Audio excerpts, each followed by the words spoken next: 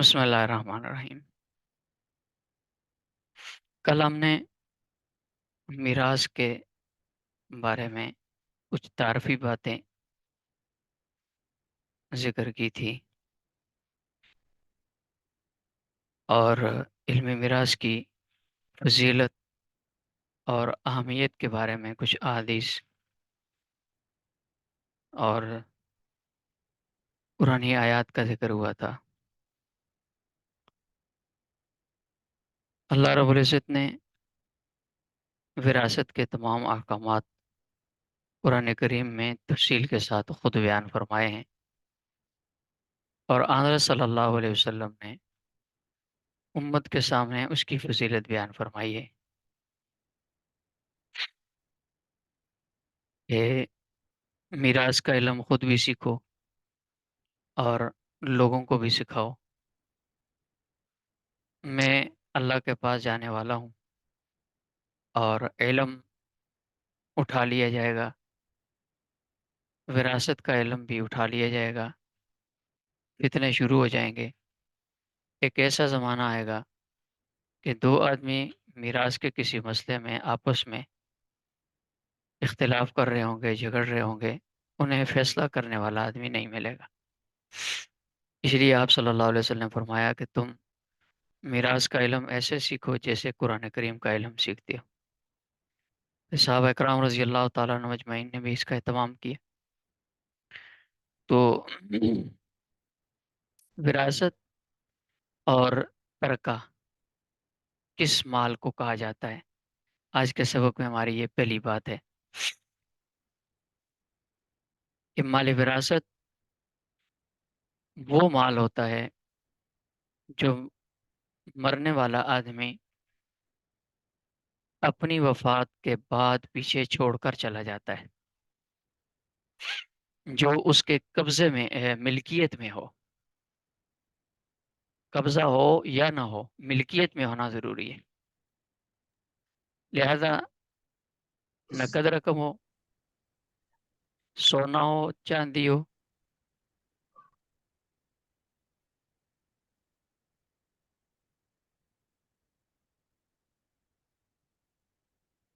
اور اسی طرح کمیٹی ڈالی ہوئی ہے تو اس کی جمع شدہ رقمیں ہوں، قسطیں ہوں،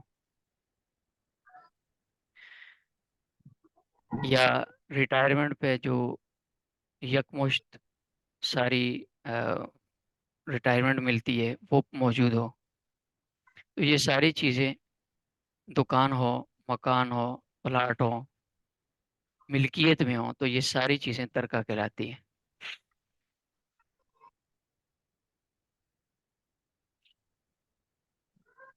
ان میں وراثت جاری ہوتی ہے۔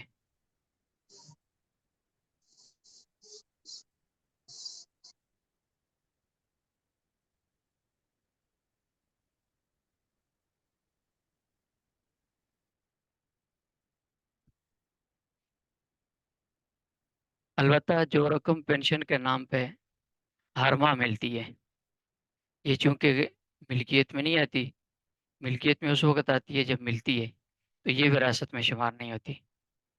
اس کے علاوہ جتنا مال مرنے والا اپنی ملکیت میں چھوڑ کر چلا جاتا ہے، اس مال میں وراثت جاری ہوتی ہے۔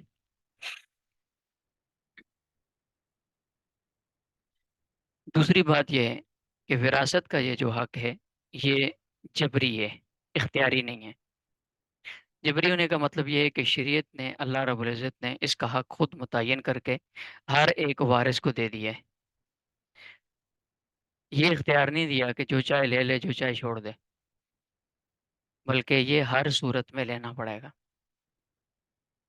اگر کوئی آدمی یہ کہہ دیتا ہے کہ جی میں اپنے والد کی وراثت نہیں لیتا، تو اس کے اتنا کہنے سے اس کا حق وراثت میں ختم نہیں ہوتا۔ اگر وہ یہ کہہ کہ مر جاتا ہے، اس کی اولاد مطالبہ کرتی ہے، تو اس کا مطالبہ جائز ہے۔ اس کے لیے یہ ضروری ہے کہ پہلے اپنے قبضے میں اپنا حق لے لے، پھر اس کے بعد اگر کوئی واپس کرنا چاہتا ہے تو واپس کر دے۔ جیسے آج کل ہمارے معاشرے میں یہ رواج ہے کہ بہنیں بھائیوں کی وجہ سے کہہ دیتی ہیں کہ ہم اپنا وراثت کا حصہ نہیں لیتی، تو اس طرح کہنے سے ان کا وراثت کا حق ختم نہیں ہوتا. تو یہ جبری حق ہے. مسئلہ یہ ہے کہ اگر کوئی آدمی یہ کہے کہ میں اپنا وراثت کا حق نہیں لیتا، تو قاضی شرعی اس کو مجبور کرے گا لینے پر، اور اس کو یہ کہا جائے گا کہ اگر آپ نے کسی کو دینا بھی ہے تو پہلے وصول کرو اور پھر اس کے بعد دے دو. یہ دو باتیں ہوں گی. تیسری بات یہ ہے کہ جو آدمی فوت ہوتا ہے اس کا اپنا حق بھی اپنی وراثت کے مال میں باقی رہتا ہے. وارثوں کے حق سے پہلے مرنے والے کے تین حق ہوتے ہیں جو اس کے مال وراثت میں باقی رہتے ہیں، اور وراثت کے مال کو اس کے ان حقوق میں استعمال کیا جاتا ہے. ان حقوق میں سے سب سے پہلا حق ہے کفن دفن کا خرچہ. مثلا آپ دیکھیں کہ کوئی آدمی ایسا ہے کہ جس کے رشتہ داروں میں اس کے کفن دفن کا خرچہ کرنے والا کوئی نہیں ہے.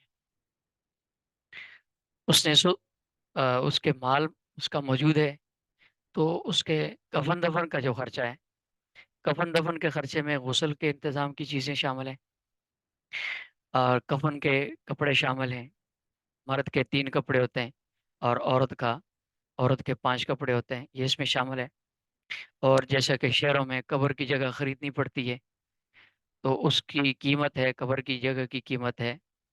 اسی طرح قبر کھودنے والے آدمی کی اجرت ہے، شہروں میں ان کو دی جاتی ہے، گورکن کو اجرت دی جاتی ہے. یا شہروں کے اندر میت ایک جگہ سے دوسری جگہ قبرستان دور ہو تو لے جانے کے لیے گاڑی کا کرایہ ہوتا ہے. اور اگر بالفرض ایسی جگہ ہے کہ جہاں اس آدمی کو غسل دینے والا اس کے عزیز و اقارب میں کوئی نہیں ہے، اور آدمی غسل پہ کے لیے اجرت پہ لانا پڑتا ہے، تو اس کی اجرت، یہ ساری چیزیں اس میں شامل ہوتی ہیں کفن دفن کے خرچے میں. تو یہ کفن دفن کا خرچہ اگر کوئی اور کرنے والا نہ ہو تو مرنے والے آدمی کے اپنے ترکے کے مال میں سے اس کو یہ سارا خرچہ ادا کیا جائے گا. یہ پہلا حق ہے مرنے والے کا.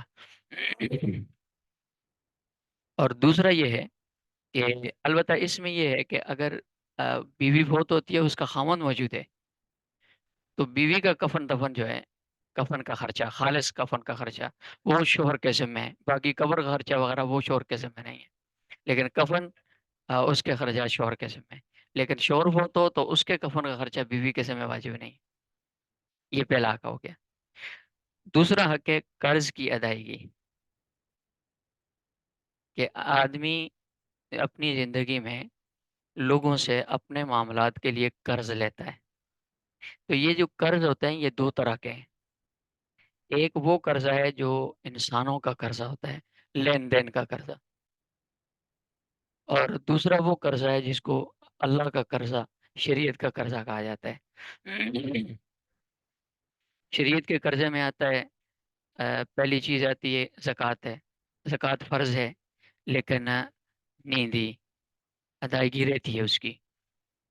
اور اسی طرح روزوں کا فدیہ ہے، روزے نہیں رکھ سکا، فدیہ دینا تھا، وہ بھی نہیں دیا رہتا ہے.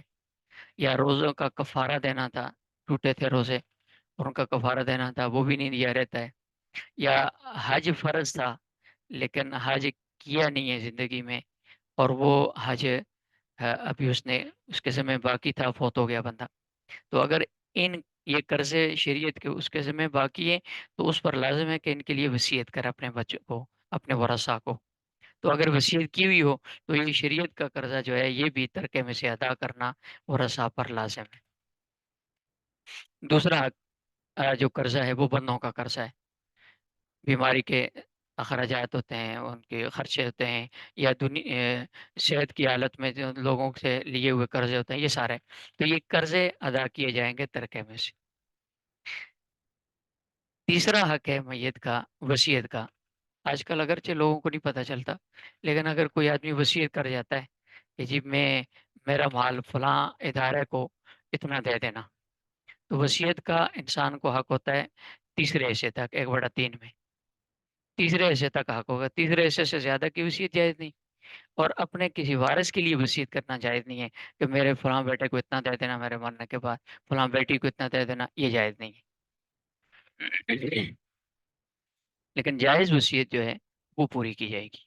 یہ تین حق ہیں مرنے والے کے جو وراثت تقسیم کرنے سے پہلے ادا کرنا ضروری ہے۔ یہ تین حق ادا ہو گئے، اس کے بعد پھر آگے ورثہ میں اس کے ترکے کو تقسیم کیا جائے گا، اور ورثہ کے ترکے کی تقسیم کے لیے تین چیزیں شرط ہیں۔ پہلی چیز تو شرط یہ کہ مورث کی وفات ہو، بندہ فوت ہو جائے، زندگی میں وراثت نہیں ہوتی، کل بھی اس کا تذکرہ آیا تھا۔ اور دوسری شرط یہ ہے کہ وارث خود زندہ ہو، جس نے وراثت لینی ہے وہ زندہ ہو۔ اور تیسری شرط یہ ہے کہ اس زندہ وارث میں کوئی رکاوٹ اور مانع موجود نہ ہو جو وراثت سے مانع ہوتا ہے۔ وراثت سے مانع دو چیزیں پائی جاتی ہیں آج کل، ایک ہے قتل۔ قتل کا مطلب یہ ہے کہ کوئی وارث، کوئی بیٹا اٹھ کے یا بیٹی اٹھ کے اپنے والد کو، والدہ کو قتل کر دے، یا اور دوسری چیز ہے قتل کے بعد ہے کفر، دین چھوڑ دے کوئی آدمی، مرتد ہو جائے الیاذ باللہ، تو وہ وارث نہیں بن سکتا۔ مرتد نہ خود کسی مسلمان کا وارث بن سکتا ہے، اور نہ مرتد کا کوئی دوسرا بندہ وارث بن سکتا ہے۔ یہ دو معنی موجود نہ ہو تو پھر ورثہ میں تقسیم کی جاتی ہے۔ اور ورثہ کی جو تقسیم ہے اس میں ورثہ کی تین قسمیں،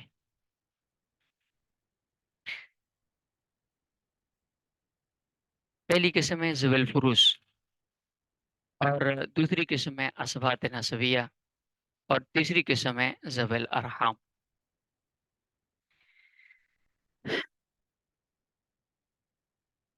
ذوی الفروز میت کے وہ وارث جن کے حصے اور میراث کی مقدار شریعت میں مقرر اور متعین ہے۔ ان کے سارے حصے بیان کیے گئے ہیں، وہ آگے انشاءاللہ حصوں کی تفصیل آ جائے گی۔ تو جن جن ورثاء کے حصے شریعت میں متعین کر کے بتا دیے گئے ہیں، مقرر کر دیے گئے ہیں، وہ ذوی الفروز کہلاتے ہیں۔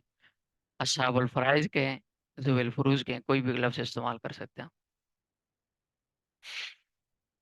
اور یہ جو افراد ہیں نا، یہ کل 12 افراد ہیں جن کے شریعت نے حصے متعین اور مقرر کیے ہوئے ہیں۔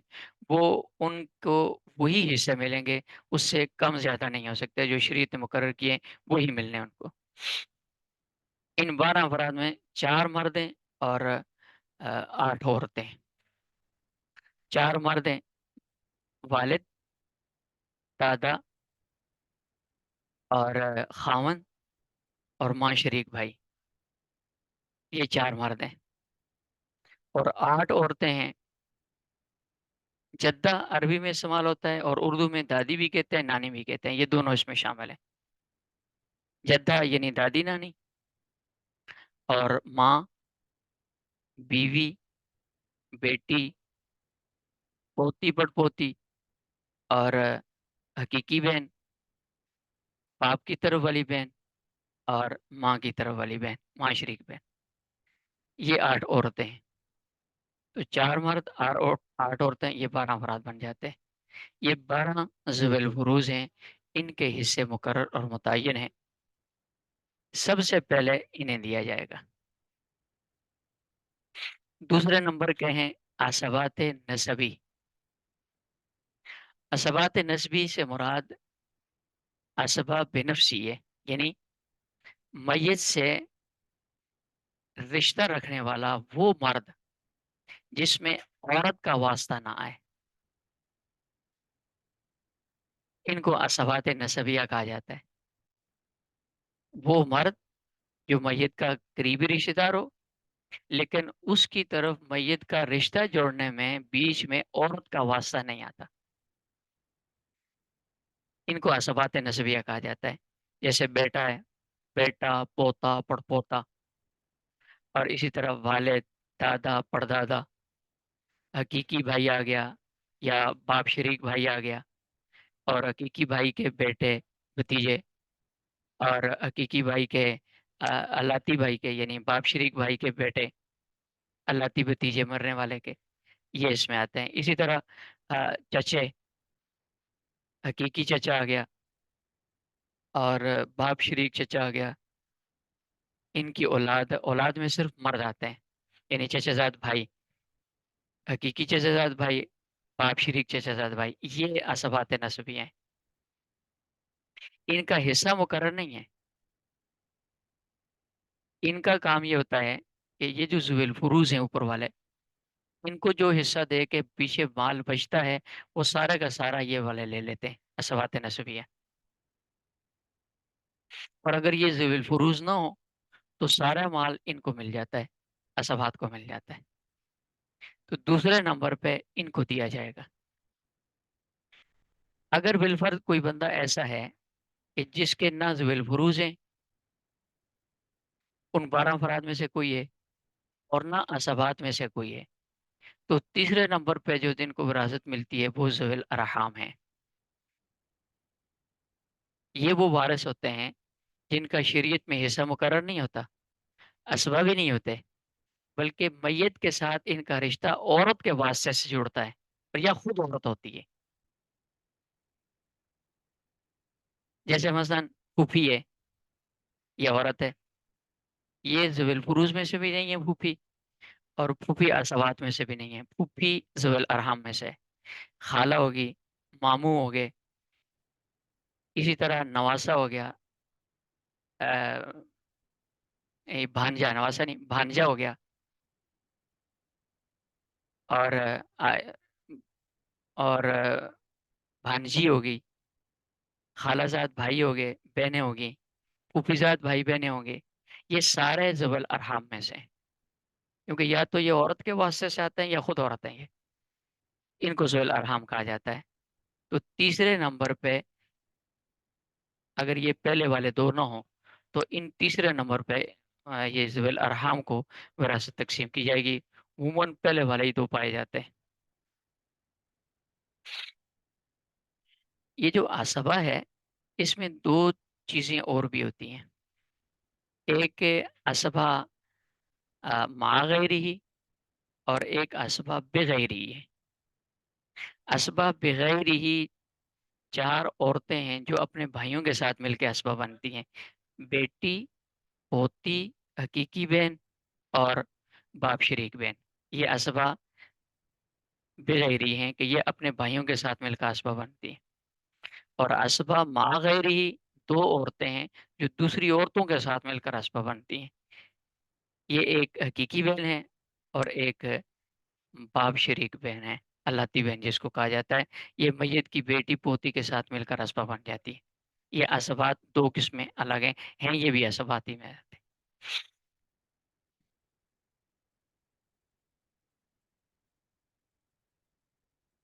یہ ترتیب سمجھ آئیے بھائی؟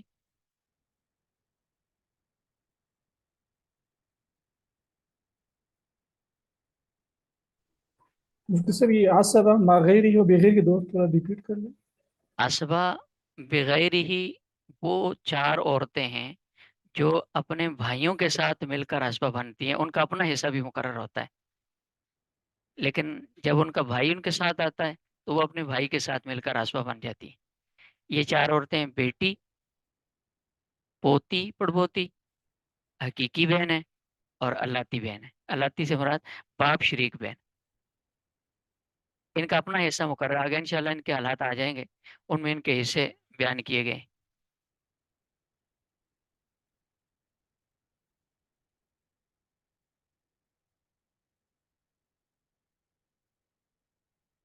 یہ بھائیوں کے آپ ساتھ مل کر حسبہ بن جاتے ہیں، اور پھر جب بھائی کے ساتھ ملتے ہیں تو ان کا مال آپس میں 1/2 کے حساب سے تقسیم ہوتا ہے. وہ انشاءاللہ تقسیم انشاءاللہ بعد میں آ جائے گی.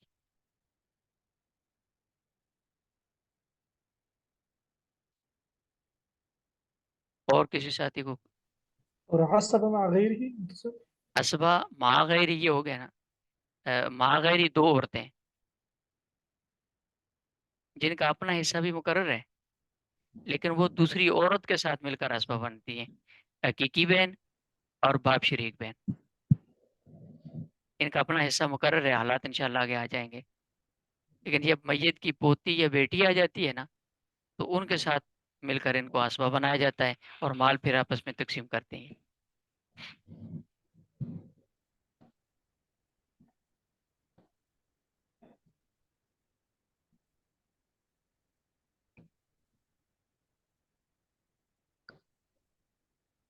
سمجھ آئی بات؟ جی مفتی صاحب جزاک اللہ. ٹھیک ٹھیک. جی بلال صاحب. جی استاد محترم.